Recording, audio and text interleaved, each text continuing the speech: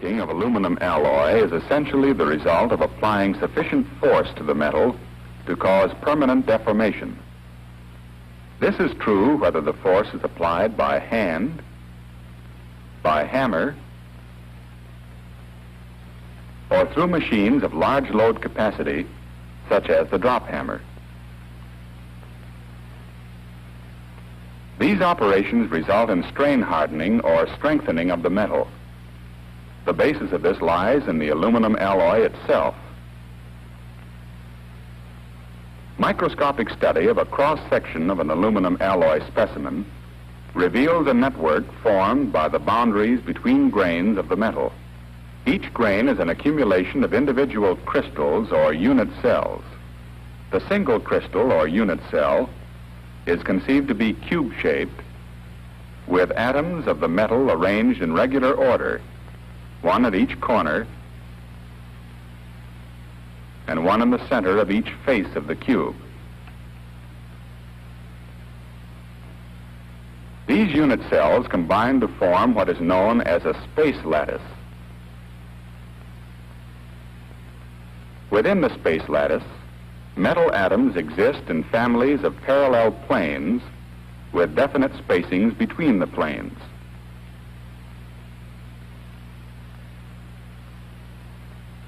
It is along these planes of weakness, called slip planes, that the crystal is most likely to glide or slip when deformed.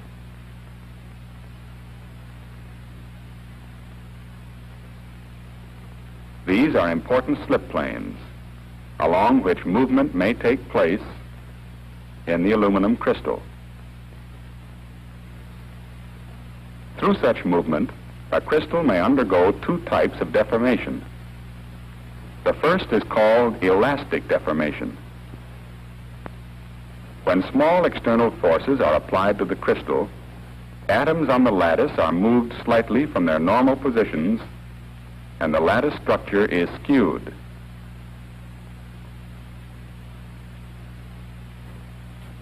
When the forces are removed, the atoms return to their original positions and the lattice recovers its normal shape.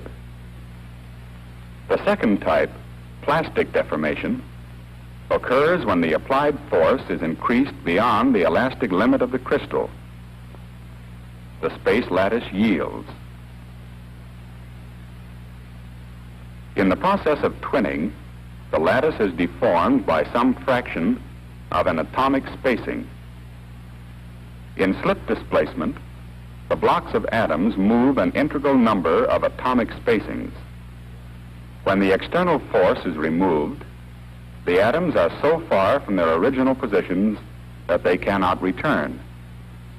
Plastic deformation is the basic process underlying the strengthening and hardening of aluminum alloys through cold working. If the force had been increased beyond the metal's ultimate strength, the crystal would have been sheared or ruptured.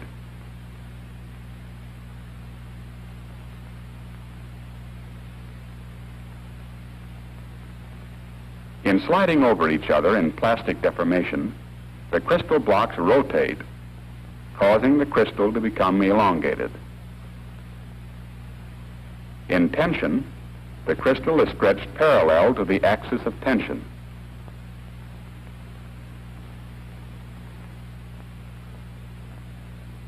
In compression, the crystal is stretched perpendicular to the axis of compression. It is by this process that the metal grains become elongated and uniformly oriented when an alloy is cold worked. Essentially the same action is involved in the plastic deformation of the polycrystalline grains composing an alloy specimen. Before deformation, these grains are randomly oriented, and the slip planes for each grain are lined up in different directions.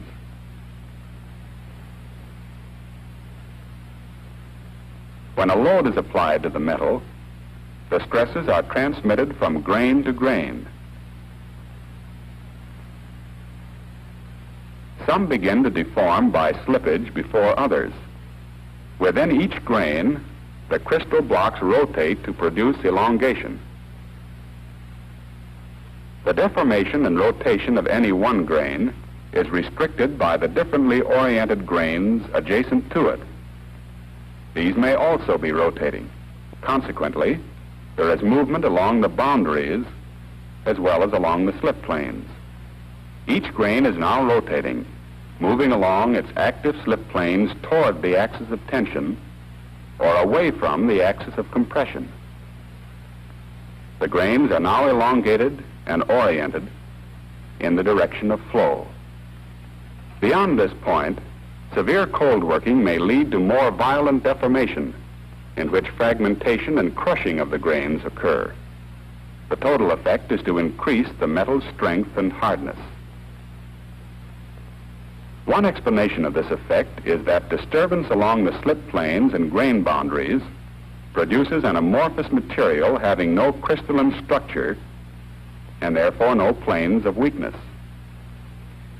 Thin layers of this material, stronger than the parent alloy, form along the slip planes and grain boundaries and serve as a cement to bolster resistance to further slip.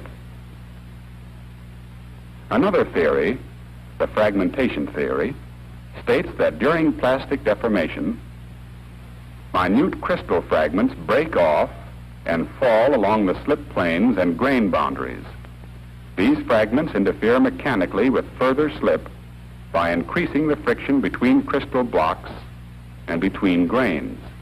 A third explanation, the lattice distortion theory, assumes that the crystal planes become bent and twisted during plastic deformation. The distortion of these planes and also of the lattice structure at the grain boundaries increases the resistance to further slip. The strengthening and hardening effects of cold working may be reduced or removed by means of the annealing process, which changes the metal to its soft condition, generally designated as SO. An aluminum alloy specimen that has been cold worked is in a condition of stress. In the annealing of a strain-hardened alloy, heat is applied to the metal. The initial effect is a partial removal of the stresses caused by cold working. At this point, grain size and shape remain unchanged. When the temperature is raised to a point called the recrystallization temperature, nuclei of new grains are formed from the fragments and crushed particles of the original grains. As the metal is heated above the recrystallization temperature, but below the melting point, these stress-free crystal nuclei grow into new equiaxed grains by merging with the other nuclei and by accretion of material from the surrounding stressed metal. At elevated temperatures, the new grains may become quite large. The alloy is now in its annealed or soft condition.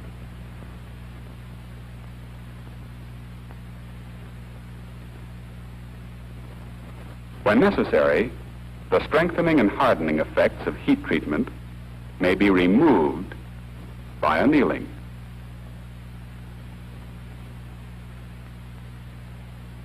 The solution heat treatment of an aluminum alloy such as 24S involves the further dispersion of the alloying element throughout the aluminum in minute particles and, following a rapid quench, the precipitation out of solution of some of the copper in the form of fine submicroscopic particles of copper-aluminum compound.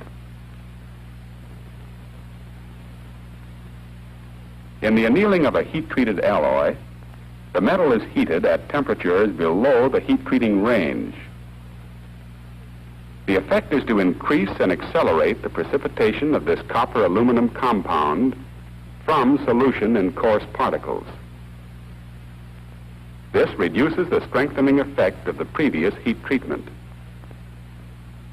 The alloy is now in its annealed or soft condition.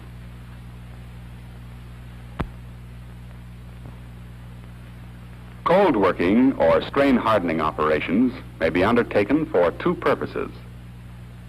First, to improve the physical properties of an alloy, cold rolling and stretching processes are generally employed. The second purpose of cold working is to form parts from alloys with strain hardening resulting from the operation. This involves such processes as bending, hammering, hydropress forming, stretch forming, drop hammering, and deep drawing. A pair of oppositely driven cylindrical rolls is the mechanical basis of the cold rolling process. A series of such pairs of rolls is used, the roll opening of each pair becoming progressively smaller.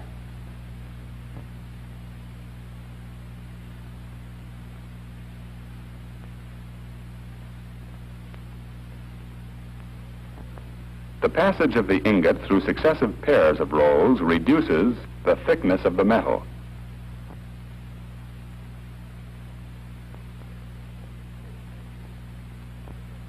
In the process of cold rolling, the equiax grains are flattened and elongated.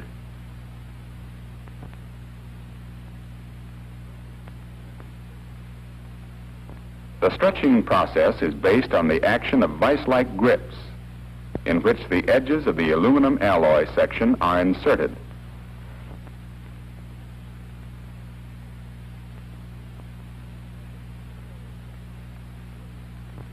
As the tensile load is applied through the grips, the metal is stretched, the equiax grains becoming elongated and oriented in the direction of the applied load. These grain changes increase the strength and hardness of the metal. For example, strain hardening caused by rolling or stretching a specimen of aluminum alloy 52S might increase the alloy's tensile strength from 29,000 pounds per square inch to 41,000 pounds per square inch, and raise the metal's Rockwell hardness number from H88 to H103. The primary function of the various forming methods is to convert the aluminum alloys into desired shapes. Strain hardening accompanies these cold working operations, and in extreme cases, annealing between operations may become necessary.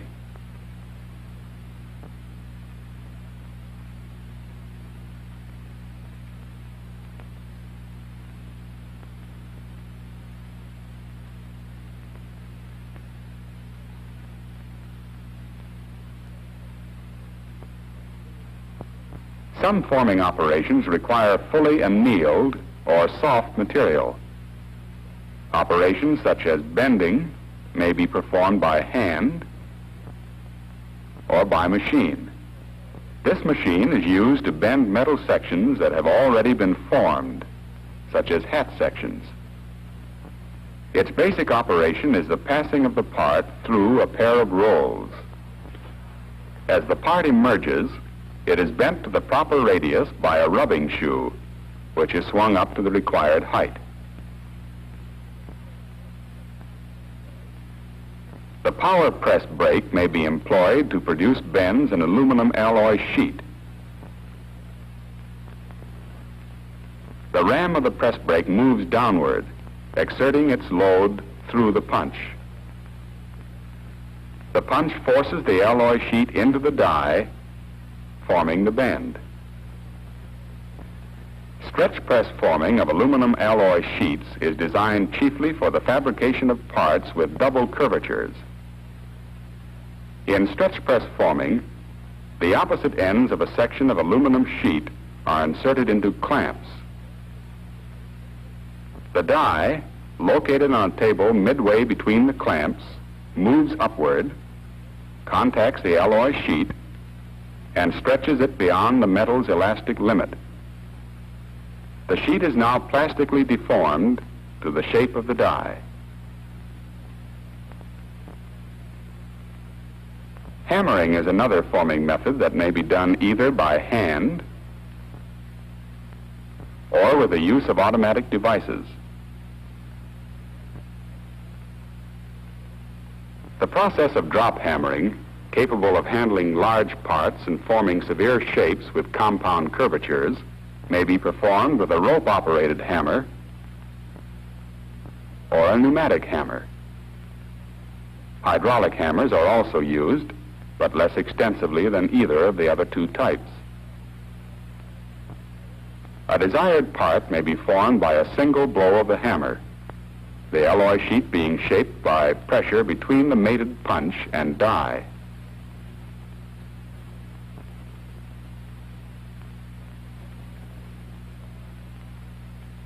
For parts having deep draws or sharp corners, a series of blows may be necessary, involving the use of a set of progressive dies.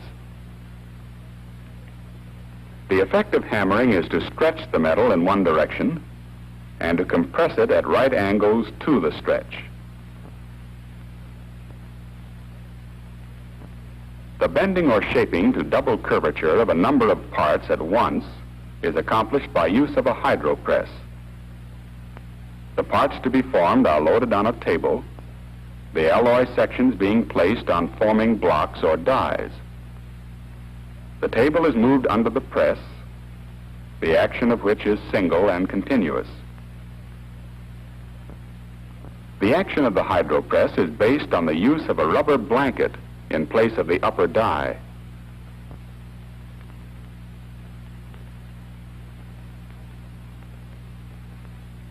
When it is brought down upon the loaded table, the rubber pad transmits pressure in a fluid-like manner, forcing the metal to the shape of the dies.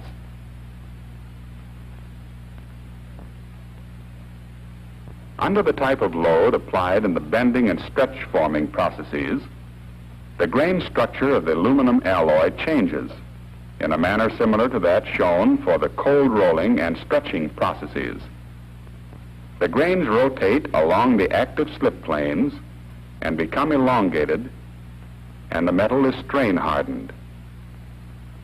The cold working involved in the hammering, hydropress forming, drop hammering, and deep drawing operations results in grain rotation and elongation.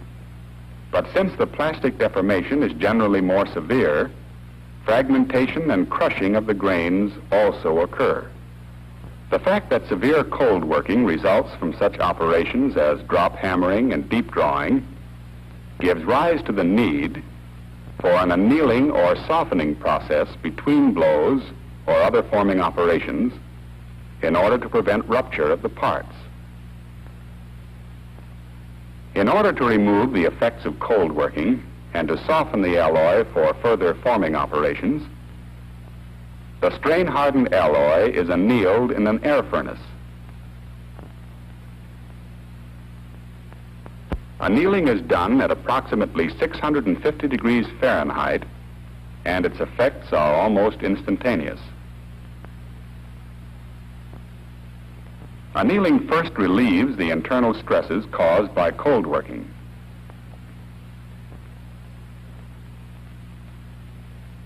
As the metal is heated to recrystallization temperature and above, the nuclei of new grains are formed from the fragments and crushed particles of the original grains. These nuclei may merge with other fractured particles or with portions of the original grains, growing into new stress-free grains. The metal is now annealed and in a soft condition for further forming.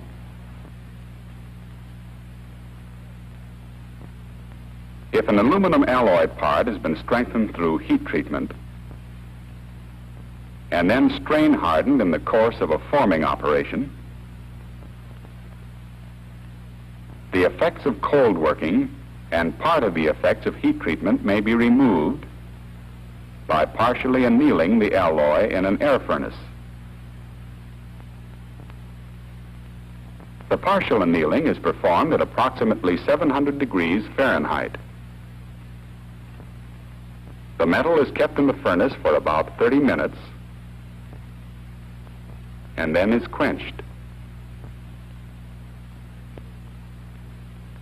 The first internal change in the partial annealing is a relief of the cold work stressed grains and the recrystallization of the metal into new stress-free grains. The second change, resulting in partial removal of the effects of heat treatment, is the partial precipitation of the CuAl2 particles out of solution throughout the newly formed grains.